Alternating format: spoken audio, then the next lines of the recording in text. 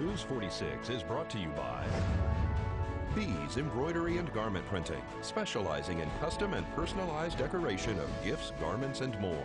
Call 775-727-9444.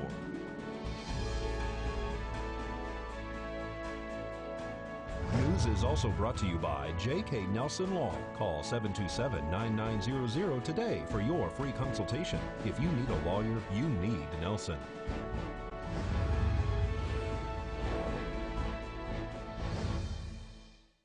Tonight on News 46, a 3-year-old is found at the bottom of a swimming pool, and several people are arrested for growing marijuana. News 46 starts now. You're watching KPVM News 46 with Deanna O'Donnell.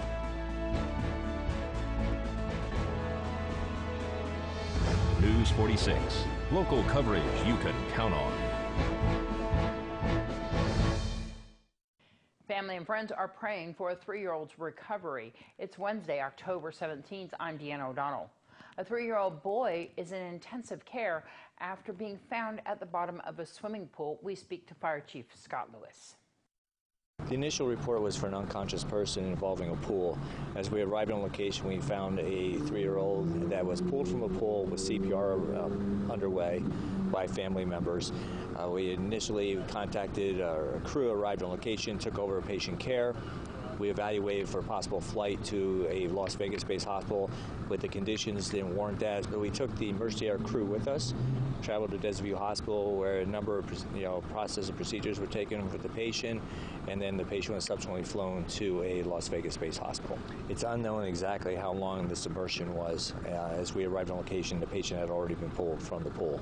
All right, and so as far as we know right now, the child is still on life support. I don't have an updated report, but I was told that there might be a favorable situation from what we had anticipated. All right, there's a GoFundMe page to help the family of Javison Novotny with the bills. You can go to GoFundMe, Second Chance for Jamison. And police have arrested 3 people and confiscated millions of dollars in drugs during a bust of a marijuana grow operation. The Nye County Sheriff's Office, the U.S. Forest Service, the State Investigation Division, the Drug Enforcement Administration, and the State Department of Wildlife all joined forces to arrest 3 people for one of the largest marijuana seizures here in Nye County. Officers seized more than $20 million worth of illegally grown marijuana in September. 3 men have been arrested in connection with the marijuana growing operation after 9,000 plants and 500 pounds of packaged products were seized on September 13th. Arrested was Jordan Torres and 30-year-old Jose Mendez Ayala, both from California. Another suspect, 38-year-old Estacio Pedra Robledo of Perris, California, fled the scene but was later arrested in Riverside. The suspects are facing charges of trafficking controlled substances, possession of a controlled substance with intent to sell, and conspiracy to violate the Uniform Controlled Substance Act. Mendez Ayala was in the United States illegally and turned over to the U.S. Immigration and Customs Enforcement. A tip led officers to Peavine Canyon in Round Mountain, and after a several-week investigation, where officers raided the area. Also seized were chemicals including carbofuran, which is used to fertilize plants and increase potency. The chemicals are also poisonous to wildlife and can leach into water resources. The sheriff's office also added that the suspects in this case are believed to have ties to other drug trafficking and human trafficking operations.